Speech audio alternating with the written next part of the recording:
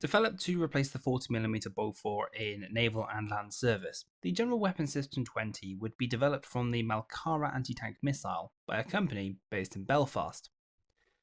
Based on the increase in speed of second-generation jet aircraft being a bit too fast for the aging 40mm Bofors, a faster system would be required. Sea Slug was in development as a high-altitude surface-to-air missile, but this was a large missile that had to take up quite a lot of space just to store the missiles.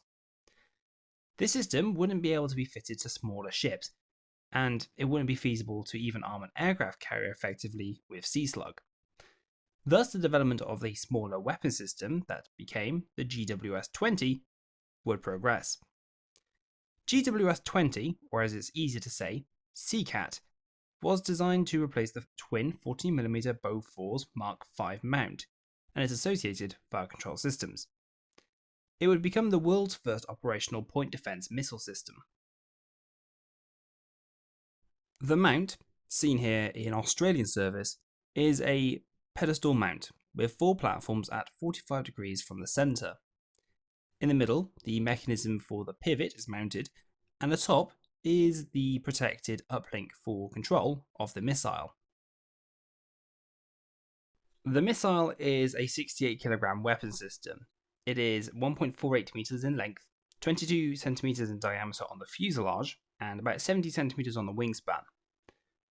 It'd be powered by a 2-stage rocket motor, propelling the missile to about Mach 0.8 to an operational range between 500 meters and 5,000 meters. The warhead on the missiles is rather small, with an 18 kg warhead.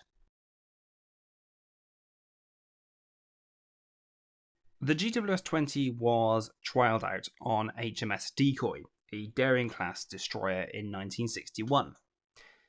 The test would progress and the weapon system would be accepted into service later on that year.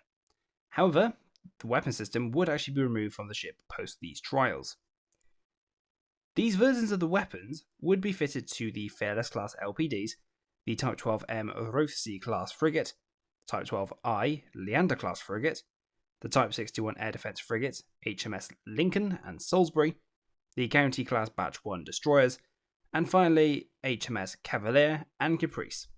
This system would be guided by CLOS, or Command Line of Sight, meaning the operator would guide the missile through binoculars utilising a joystick. The GWS-21 would be the standard weapon system as with the GWS-20, has the same mount and the same weapons. However, this would utilise the Type 262 radar for tracking of targets, but would still utilise the unit command line of sight method as its main operation. These weapons would be fitted to the Type 81 Tribal class frigates, 4 units of the battle class Corunna, Ain, Agincourt, and Barossa, the aircraft carrier HMS Eagle, and the New Zealand warships Otago and Taranaki. The GWS-22. This system would have more radars associated with it, with having the MR3 fire control director and utilising the Type 903 radar, making these weapons the first automatic command line of sight weapons. This means, like the GWS-21, they would operate under radar guidance, but also manual guidance via a CCTV camera, or in the good old way of eyeballing it. These weapons would be fitted to the County class after refits in the late 1970s, in addition to the Leanders, Rothesay class, the Tiger class cruisers, HMS Hermes, and a few others. And in this guise, they would see combat in the Falklands War on said vessels, bar the Tiger class. The GWS-21 was the final Royal Navy version. This would be fitted to the Type 21s, and would utilise the Type 912 fire control radar. This system was to be the best guided version, and they would be used in the Falklands War, but it appears to be of little effect. Although when designed, the missile was designed to counter second-generation jet fighters and counter the SSN-2 Styx subsonic anti-ship missile, currently being fitted to Soviet and satellite state vessels. However, after about 20 years in Royal Navy service, it was shown that even in combat, the weapon system was not that effective. The reliability of the weapon was called into question, and what I mean by this is, the missile has a tendency to not fire. When it does fire, it either goes straight into the drink, or does not even get into the air. And if it does get into the air, it couldn't hit the broadside of a barn from the inside.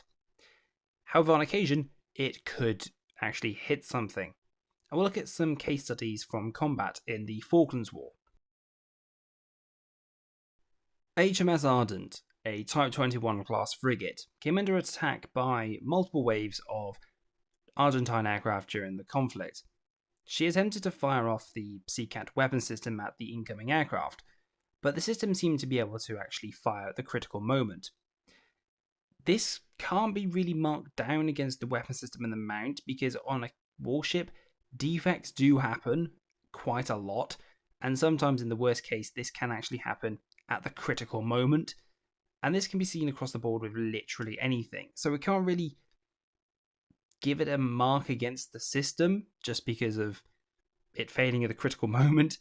It's not like a fleet-wide issue. It just seems to be a critical issue on one vessel. HMS Glamorgan was a County-class destroyer, and she was fitted with the GWS-22 system. She was sailing off East Falklands when she came under attack by an MM-40 Exocet land variant anti-ship missile. It was believed that the Seacat was launched at the incoming missile, and is believed that the warhead detonated close to the weapon. This, however, failed to stop the Exocet, and it subsequently hit the ship. Now, was this down to an error with the line-of-sight guidance, or was it a failure with the tracking which resulted in the failure to hit? We may never know. However, it's good to know that Exocet and Styx are both subsonic anti-ship cruise missiles. The only confirmed kill was that attributed to HMS Yarmouth. Now, she would shoot down an A4 Charlie Skyhawk on the 25th of May in San Carlos Water, also known as Bomb Alley. During the San Carlos Water engagement with Argentine aircraft, many Seacats were launched at the time. However, it was claimed that kills would actually be made, but it was later shown to not be the case. It was shown that Rapier, the land version of Seawolf, was much more effective alongside manpads and ship's own gunfire, bar the case where Yarmouth actually shot down a Skyhawk. So in conclusion, Seacat as a weapon system was semi-advanced for its day as a first-generation point defense close-in weapon system. However, when it comes to countering a subsonic anti-ship missile, its main role, it came close. The performance of this system in the Falklands War showed that it wasn't an effective weapon system, and it was largely obsolete. The aftermath of the conflict would see Seacat retired and gun-based close-in weapon systems being fitted in most ships, with Phalanx and Goalkeeper taking its place.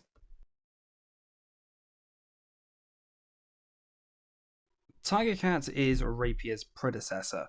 It was a towed surface-to-air missile system that required one Land Rover to tow the actual system itself, and a second for the fire control equipment. The system was used between 1967 and 1978, and served 11 years with the RAF regiment.